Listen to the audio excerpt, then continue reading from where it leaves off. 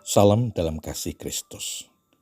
Saudaraku, dalam pikiran setiap orang pernah muncul pemikiran yang jahat tentang sesuatu atau terhadap sesuatu. Misalnya, ketika melihat orang kaya raya, muncul pikiran jangan-jangan hasil perbuatan jahat. Ketika melihat pejabat publik kaya dengan rumah yang besar dan bagus, mobilnya mahal-mahal harganya, berpikiran mungkin itu semua hasil korupsi. Ketika bertemu orang hidupnya sederhana, kemudian menjadi orang yang sukses karirnya, menjadi pejabat, pikirnya, wah ini pasti ada orang dalam. Saudaraku, sesungguhnya dari hati yang terdalam tidak ada perasaan itu, tetapi pemikirannya membawa ke arah pikiran yang jahat. Ada apa dengan pikiran manusia? Apa yang menyebabkan sehingga pikiran orang sedemikian jahat melihat segala sesuatu? Bagaimana caranya mengatasi situasi itu? Saudaraku, mari kita temukan bersama jawaban atas pertanyaan tersebut dalam renungan ajaran hidup. Sebelumnya mari kita mohon berkat Tuhan dengan berdoa. Bapa di surga, terima kasih atas kasih dan kemurahan-Mu dalam kehidupan kami sampai saat ini. Engkau memberkati kami dengan kesehatan, keselamatan, kekuatan, dan penghiburan dalam kehidupan kami. Kami akan mendengar dan merenungkan firman-Mu. Roh Kudus memberi hikmat kepada kami, agar kami dimampukan untuk memahami, mengerti, dan dapat melaksanakan dalam kehidupan kami sehari-hari. Mohon ampun kekurangan dan dosa kami. Berfirmanlah ya Tuhan, kami siap untuk mendengar. Di dalam nama Tuhan Yesus Kristus, doa ini kami alaskan. Amin. Saudara yang dikasihi oleh Tuhan Yesus Kristus, firman Tuhan yang akan kita dengar dan renungkan bersama diambil dari kitab 2 Korintus pasal 10 ayat 5 yang tertulis demikian. Kami mematahkan setiap siasat orang dan merobohkan setiap kubu yang dibangun oleh keangkuhan manusia untuk menentang pengenalan akan Allah. Kami menawan segala pikiran dan menaklukkannya kepada Kristus. Demikianlah firman Tuhan. Saudara, bagian firman Tuhan ini diberi tema mengatasi pikiran jahat.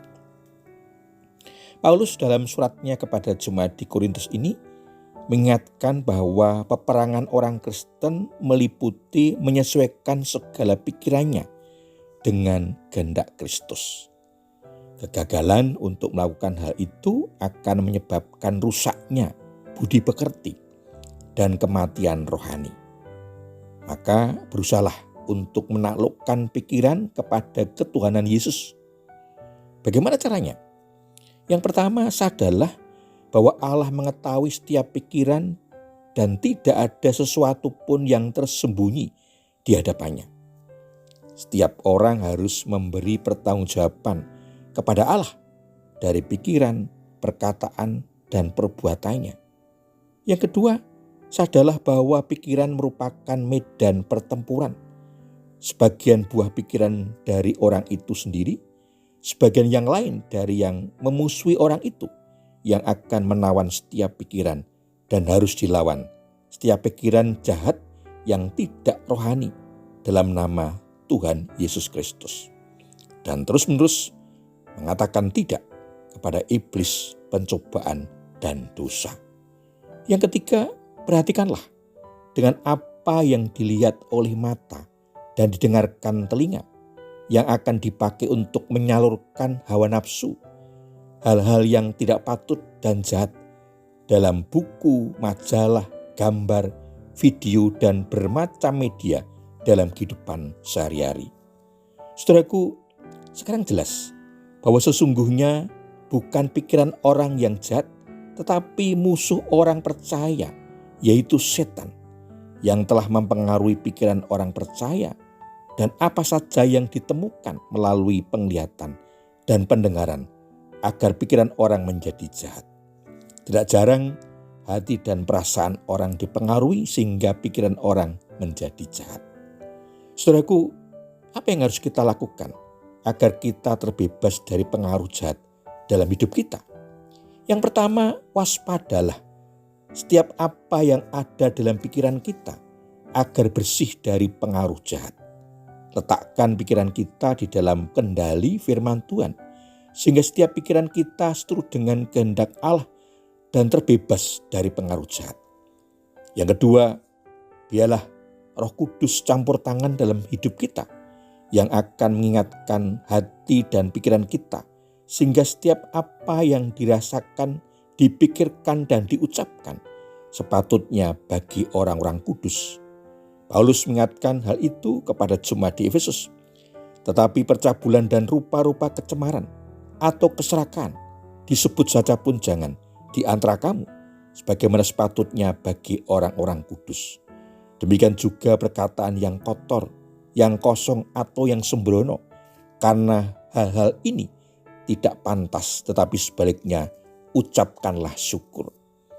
Diambil dari Efesus pasal 5 ayat 3 dan 4.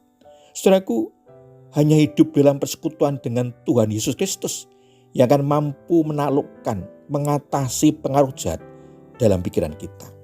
Karena pikiran kita dipenuhi oleh firman Tuhan yang berisi hal-hal yang mulia, yang baik dan terpuji. Tuhan Yesus memberkati. Amin.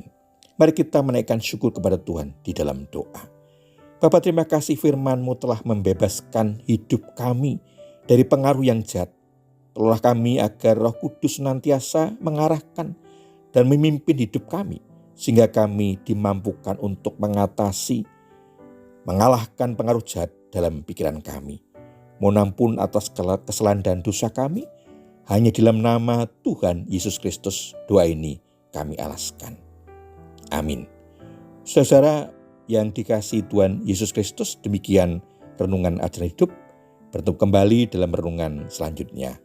Anugerah dan damai sejahtera dari Allah Bapa di dalam Tuhan Yesus Kristus, pemeliharaan dan bimbingan Roh Kudus memberkati kehidupan saudara semua.